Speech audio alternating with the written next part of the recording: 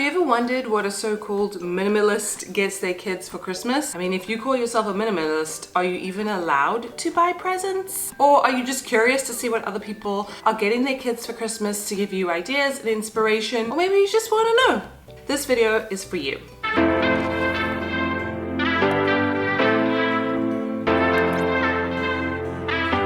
Hello everyone, my name is Julie. I'm an occupational therapist, a mom of 2 little ones with another one cooking and on the way. I make videos all about minimalism, intentional and simple living. Don't forget to go ahead and subscribe to my channel, click the notification bell, give this video a big thumbs up if you like Christmas content and gifts and minimalism all combined.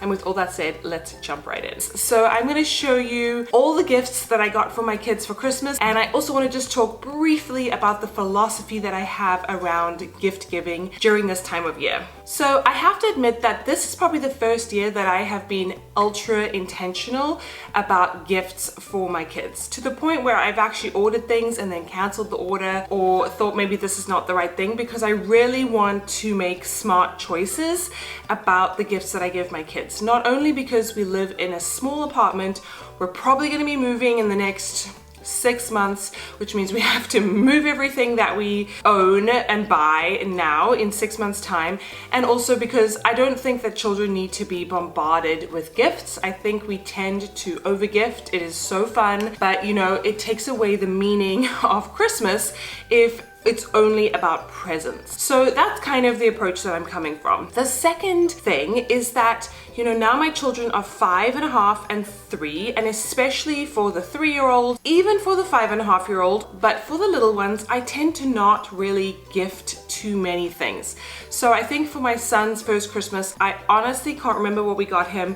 We took a trip back to South Africa. He was 6 months old. That was his Christmas present. He got sweet things from grandparents, and I don't know if we gave him anything too major, anything that he needed, sure, but nothing like crazy, because let's be honest, like a baby 1 and under just wants to eat paper and boxes. They don't really care about the gifts so much. And then I remember when he was 1.5, I think we bought him a nice Patagonia jacket for Christmas. Again, he didn't have any idea, and you know, it's not a toy, but it's something that he needed, and sure, there you go, that's your Christmas present.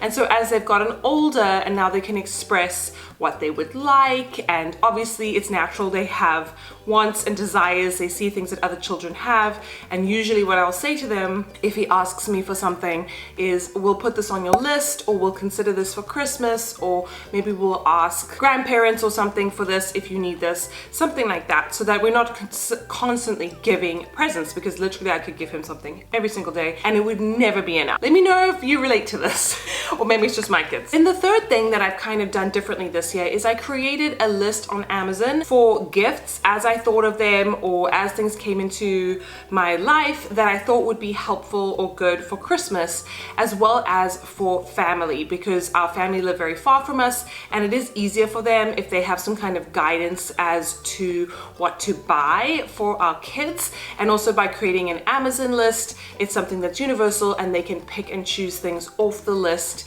that they want to gift the children, and then cumulatively we give them a very well-rounded set of Christmas presents. All right, so unknowingly I kind of ended up prescribing to that little ditty that is like something you want, something you need, something to wear, something to read. And as I said, with the addition of grandparents and aunts and uncle gifts, they are probably going to cover all of those categories. Let's start off with something you want. So for my son, he wants a lot of things, let's be real. He wants a lot of things, and he's gonna get a few of those, not everything. He will have a birthday and he can get more of those things too. And also, if you are struggling with your kids and gifts, just from my experience, often you will give them something or give them tons of things, they play with it for a day, and then, you know, they either are too overwhelmed by the amount of choice and so they kind of forget about things, or they get bored and they move on to something else. Honestly, my children have been playing with a furniture box. They've been playing in this little house that they created for the last week non-stop, and that has been the best gift they've ever gotten, and that was totally free.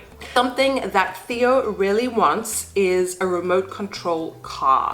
I wrapped it up, it's in this box. I find it's easier to wrap gifts as I receive them, otherwise I feel very overwhelmed with wrapping, like setting aside 2 hours to wrap gifts or however it is. So I will put a picture here of what it is, but basically it's 2 little remote control cars and the remotes that they come with. And he's gonna be super psyched. He really wants that. Then something that he needs, this can be a bunch of categories, but we have actually bought him a bike, which will probably be his present from Father Christmas, that's what we call him, or Santa. I'm still debating how many gifts I want Santa to give them, because, you know, I also want them to know that these presents come from mom and dad and obviously grandparents and everything. I want to give everybody the credit that they deserve. So I think this big present, which is a big bike, which I can't show you because we are hiding it in storage. And then something to wear. He actually has a few of these things in that category. I got them both new towels, which are so cute. This has got like a little, is this a dinosaur? I think this is, yeah, I think this is like a triceratops, I guess. It's just a big towel. I got one for each of them. And this is also, could also be the category of something they need, because they really do need towels. So these were on pre-order and I'm glad that they came. They're really soft. I'm just opening them now for the first time. This is a little unicorn for Lily, and yeah, they've had those same towels since they were babies. They really need an upgrade, but it's also something that they wear. And then they got 2 other things from grandparents and my sister, slippers, which I'll put a little picture up, and then they both got dressing gowns, or in the States we would say bathrobes. That's something that they definitely need and can wear. In terms of to read books for Theo, he has asked me about getting books on bridges. So I actually have wrapped up his gift, but I'm gonna unwrap it for you quickly. I'm gonna try and unwrap it so I can just wrap it up again, you know? So I bought him 3 books all about bridges, because obviously living in New York, and if we drive from one part or the other, the whole of Manhattan is surrounded by bridges and they come up a lot. So I don't know that much about bridges, and he asks me all these questions, so I thought we could learn together. So we've got 3 little books to read, and you know, books are not necessarily very expensive, but I just thought it'll be nice for him to have a range. One is about a female engineer, or the engineer's wife that built the Brooklyn Bridge. This is How Do Bridges Not Fall Down. I'll have everything linked down below if you're interested. And then this is 13 bridges children should know, so I'm interested to know what that's all about. All right, so then for Lily, something that she really wants is a dress-up dress. So Rapunzel specifically. So this is Rapunzel.